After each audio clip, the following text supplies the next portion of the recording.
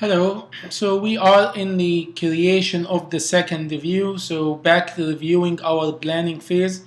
We done with phase iteration 4, iteration 5, and 6 to navigate to a new view. So now what we want to do in 7 is to move the color to the new view, and then in 8 we'll use the color to paint in the new view. In 7 we'll just to demonstrate that we moved it correctly. We'll just change the color in the background or something like that. So let's go ahead and do the iteration. So this is iteration. Is it 7 now? I think it's 7. Yeah. So iteration 7.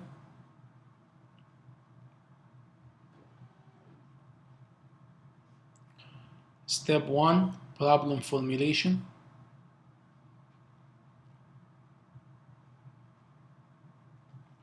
Which basically defines the scope of this iteration. What exactly do we want to do in this iteration?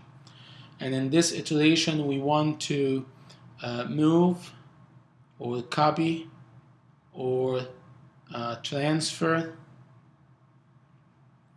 or the color from the first screen to the second.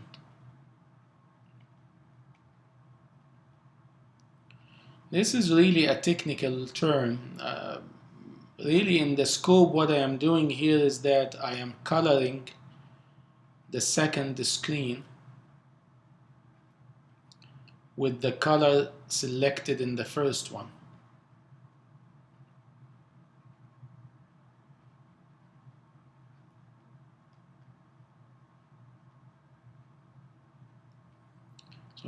So that's that. And in step number 2, in the solution formulation, again I have the model, and here I have two views. I have the first and the second. So I have the first screen where the color is created, and I have the second screen where I want to use the color. In the first screen, the color, I have red value, I have green, I have alpha, I have blue, and I made a color. In the second one, I want to pass on and use the color over here. So I don't need to worry about the red and green. I have the color, I already made it. And in order to take the color from this screen and use it in the second, I need to make a connection between the two. I need to make a color here. I need to make a color here, or a memory here for a color. And then I need to take that value and put it in here. How do I transmit this from the first to the second? I have to have a connection between the two. I have to establish a channel between the two. Or have something in the middle that I pass from one to the other.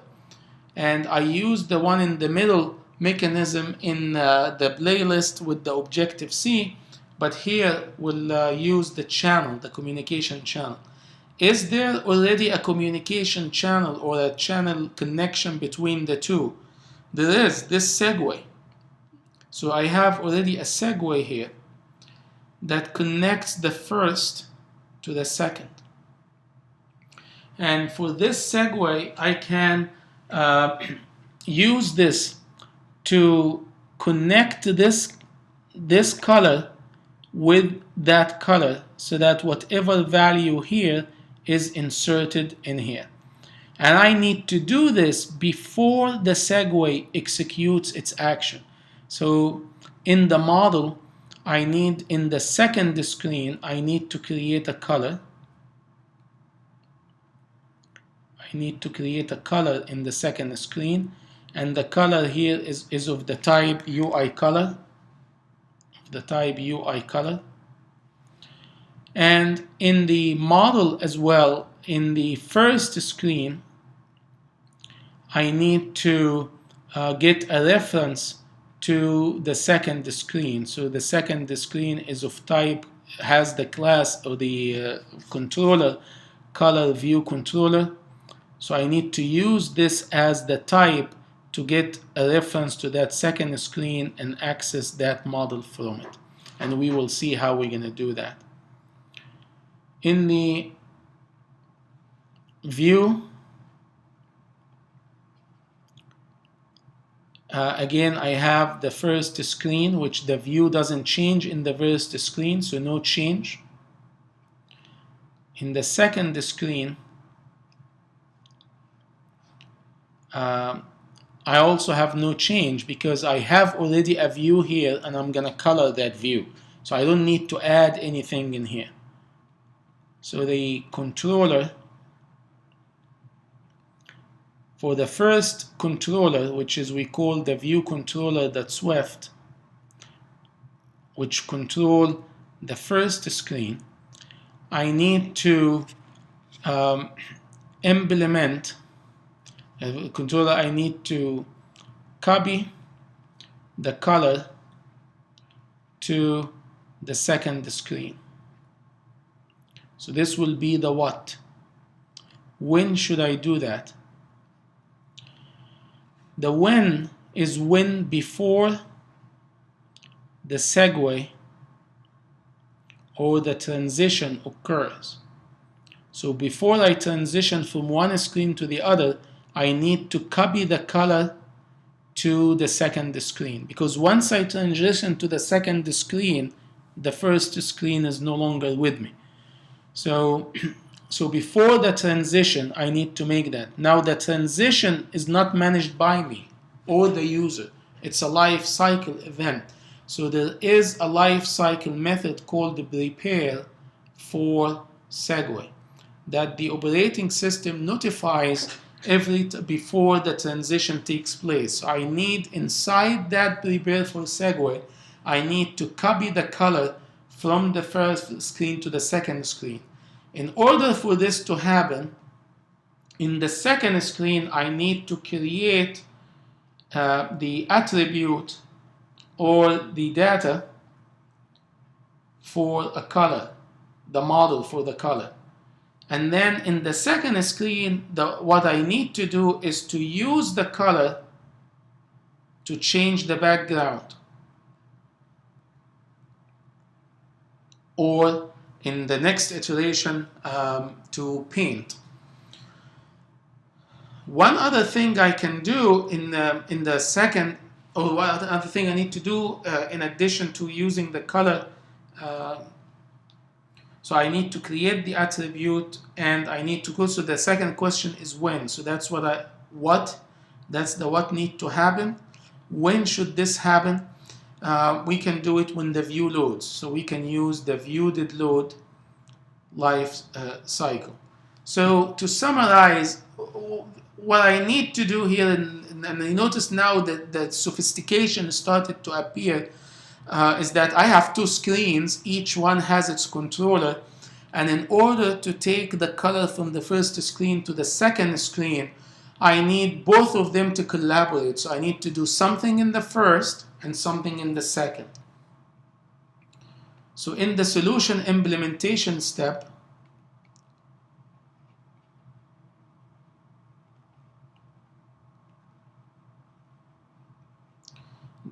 I start with the first step in the first screen.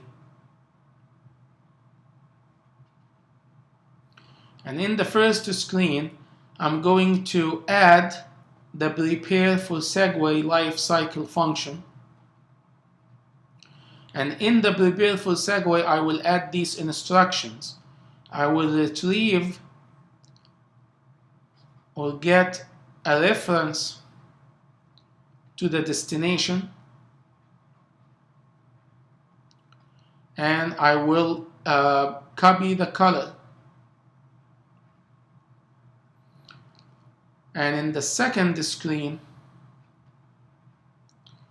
I will add a color variable, a color attribute or property.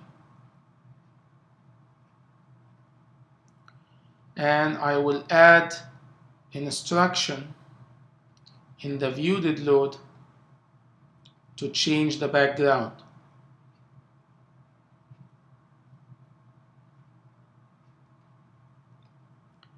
And since I'm going to copy the color to this, I probably need to do this first, then do this first screen later on. So let's go ahead. And so I am back to Xcode. And you probably noticed we got this issue here. And if you click on that issue, it will take you to the issue list. And the issue says unsupported configuration for the navigation item. When we selected the navigation item, I changed the style to plain. So it's basically giving me a warning. Notice it didn't stop us from working because this is just a warning. So I can ignore it, or I can come and say, let's change it to border, and that takes the warning away. So let's go back to what I need to do. So in the color view controller, I need to add an attribute here for a color. So I come here and say I want to create variable. Why is it variable? Because we're going to change its value. So I will say variable UI color,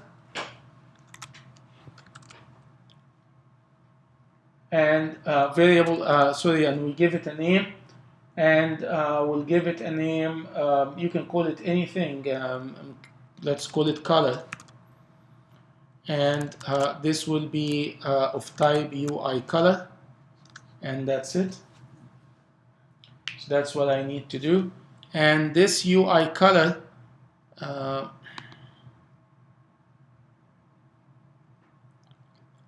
and the UI color here has no value, has an optional value, so I add the optional value here to indicate that I am okay that the color attribute may not have a value. And why am I okay with this? Because I'm going to put the value in the new screen.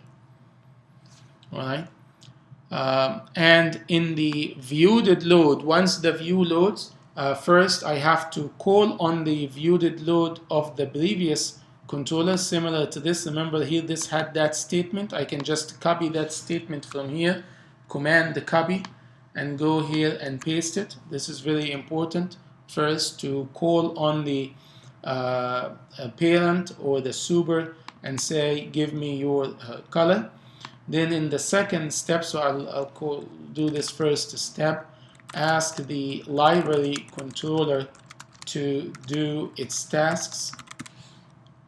Then in step number 2, we change the background color of the main screen view to, or do this screen view to the color. So to access this screen view, I use a keyword self, and notice here self is a keyword representing the current view controller, the one that you are in. And you use the keyword self to access anything that you define in here, including what's in the original one. So I say self.view, and the view here is an attribute of self representing the view on the screen. If you go to the storyboard, here is the view controller, which is mapped by this class. This white area is the view. So I'm asking the view controller, which is self, to give me a reference to the view because I want to change this background property. So I'm saying self.view.background color and say equal color. So that's what I need to do in the second screen. Now, if I run this right now, color has nothing in it. So there will be no change in the color. So I need to, before I run, go to the first controller, and in the first controller, I create the color in here. This is the color. And I assign the color to the color view. So I can retrieve it back from the color view if I want. So let me fold this method so we don't get distracted.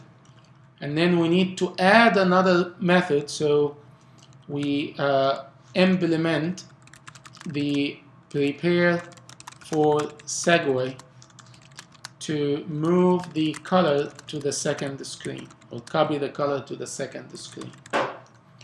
So I say preareForSegue, and here it is, and then hit enter, and Xcode will do all the magic, all the code and all the different things that need to be added. Xcode will add it for you by just recognizing that method. So the preareForSegue has two arguments, or two parameters.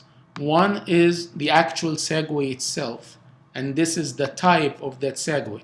The second is who sent it, which in our case the button, if you need the button for anything. I need this because that is the bridge. This is the reference to the bridge, and in the bridge I want to get a reference to that destination. So I'll step number one here, get a reference to the destination controller. So I say Segue, which is this name, which has a reference already because the operating system will make that connection, and I will call give me the destination view controller. The destination view controller comes back with anything in it, and we will need to change its type. So I say give me back the destination controller as, and then use the name here because that name represented the type as color view controller. We use the as in project number one, that when the type that is coming back is generic, the as focuses it. So then we use the assignment operator to put value in it. So I'll say here variable destination, and you can specify the type or you can leave the type, since Swift will figure it out from here. Then the next step is to assign the color in the destination to, because I named it color, remember? We named it color, to the background color of the view control, of the color view. See this color view? We already assigned background color to it, so I use that background color. So I'll say to the color view and say give me your background color, then assign that background color to destination dot color. So the color property in the destination, which is this controller, is now assigned to whatever background color to our view. So let's see.